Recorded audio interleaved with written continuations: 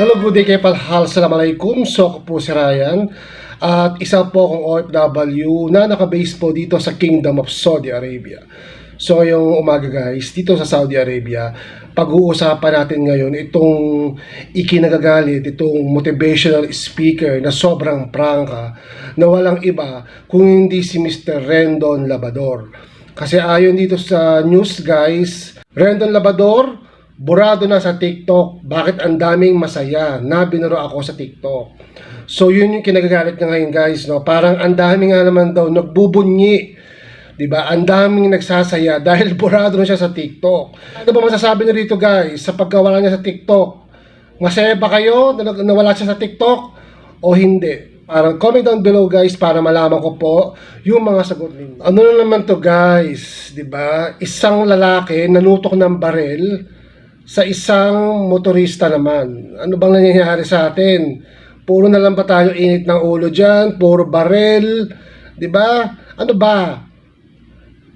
Isa lang ang buhay guys. Pag naiputok nyo yan, wala na. So ito guys, ito na naman yung viral video ngayon sa Facebook na nakuhaan nito ng camera ng isa sa mga concerned citizens natin dyan sa Pilipinas. Sa panoorin natin na sabay-sabay, itong lalaki na nanutok ng barel sa isang motorista sa kalye.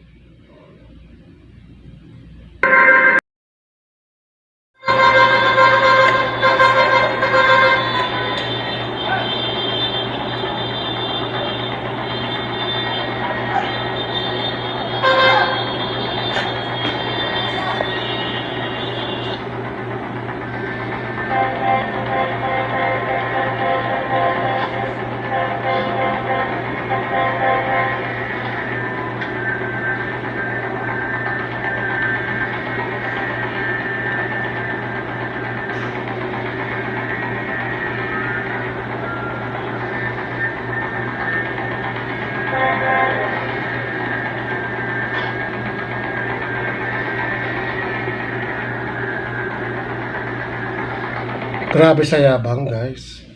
Sobra. Ano ba yan? Diba? Alam niyo yun, yung parang yung pagpatay ng tao sa Pilipinas is parang pusa lang o aso yung pinapatay nila. Diba? Itong lalaking naka-white na ito, hindi niya yata iniisip na isang putok lang ng baril niya, buhay ng lalaking yun na motorista ang katumbas. Diba? Sana guys, dun sa mga nagbebenta ng baril, diba? Sana meron kayong talagang matinding neuro exam sa mga tao ngayon kasi iba ang tao ngayon, iba mag-isip. Konting pagkakamali lang, buhay ka agad ang kapalit, diba? Konting pagkakamali lang, yung kalaban nila diretso sa langit, diba? So parang dapat talaga guys, gaya ng palagi kong sinasabi, kung dito nyo ginagawa yan sa Saudi Arabia, kulong dito kasi guys, ang iyang batas dito sa Saudi Arabia is may ipin, may pangil, 'di ba? Kung sa atin wala lang ang batas, dito matindi ang batas dito. Once na ginawa niyo yan, kulong kayo kaagad, 'di ba? 2 to 3 years ang kulong ng ganyan guys. Dito sa Saudi Arabia, may blood money pa dun sa magiging biktima mo.